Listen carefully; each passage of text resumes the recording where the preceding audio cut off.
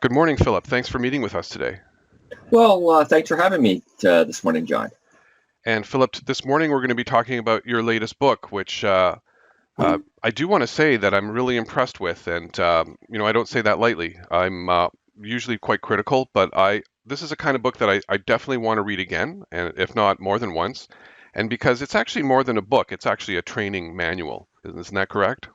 That is 100% correct, John, and thank you for the compliment.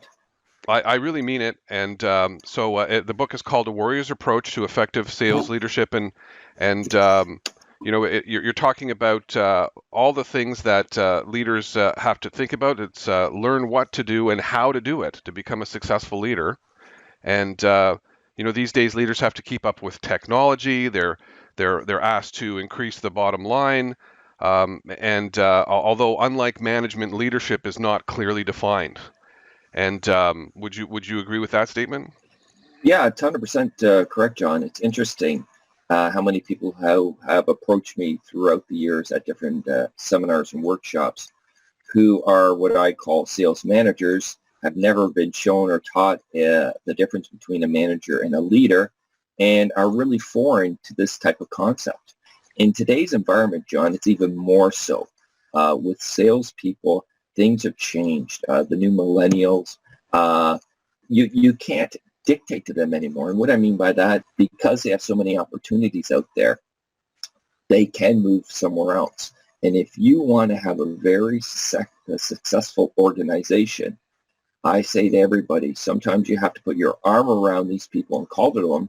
More importantly, though, John, is when you put your arm around them, call to them, sometimes you also have to give them a swift kick in the butt. But they understand that you are there in their best interest. You do have to show them the love. Totally. And you're talking in the book how it's actually a new sales process these days because buyers are researching online, and they come to us knowing a lot about our products already. And so, that particular role of the salesperson has changed a bit. Yeah, it's interesting, John. Things have changed with the advent of the internet. The consumers out there still want the one-on-one, the face-to-face, but they know everything about the product and services going forward. It's interesting. I hear all the time people who will purchase things online, and it's not really what they want.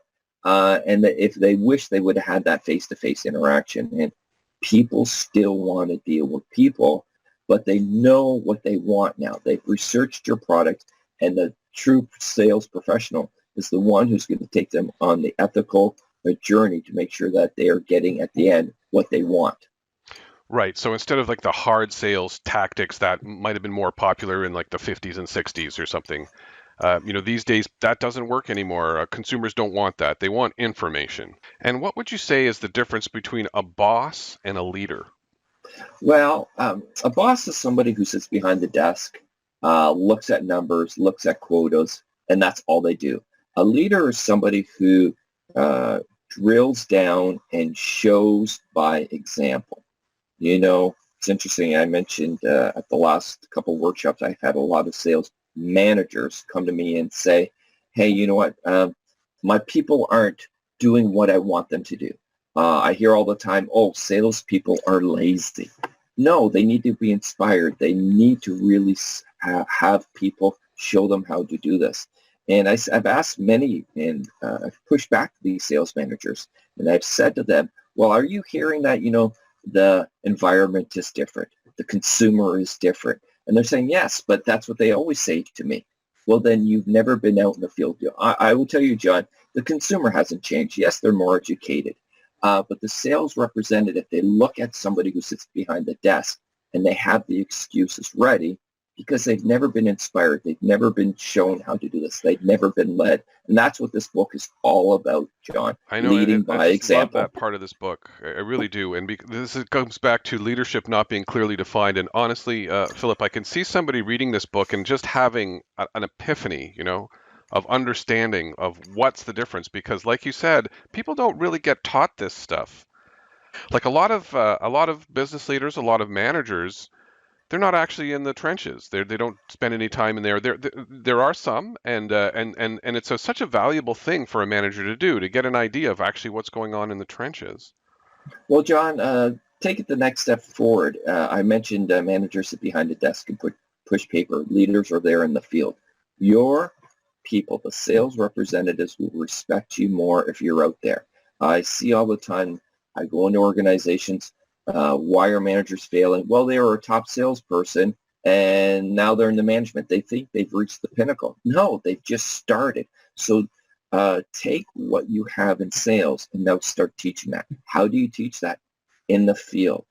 And what you want to do in the field, John, is not show everybody sales. You want to show them the process.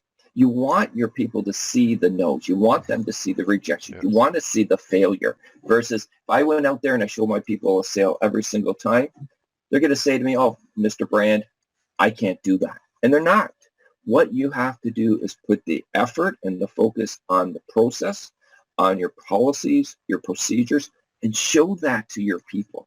And if they see that you're doing the same thing and you were successful, now they follow that policy and procedure, they have an idea that they can be successful as well, John. And you have a great line in the book from Roosevelt, people don't care about how much you know until they know how much you care. Yeah. And that's the leadership mindset that really inspires people. It says it all. You know, you have to care about your people.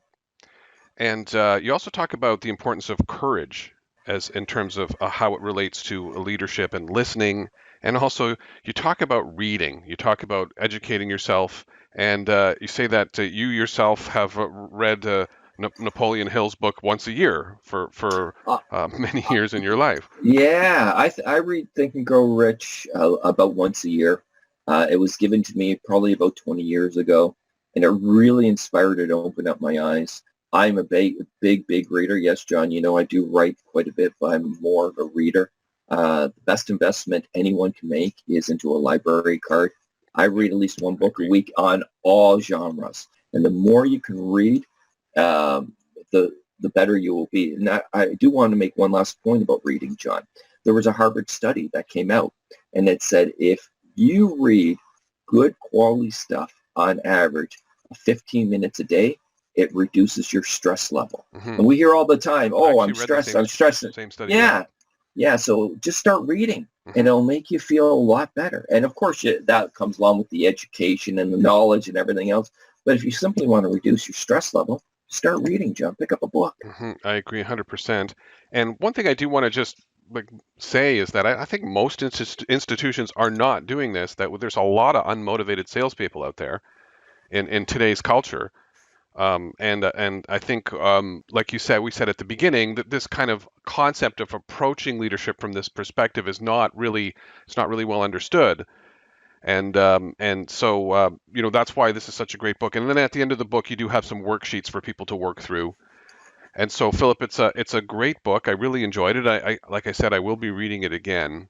And so this is currently available on Amazon. Is that correct?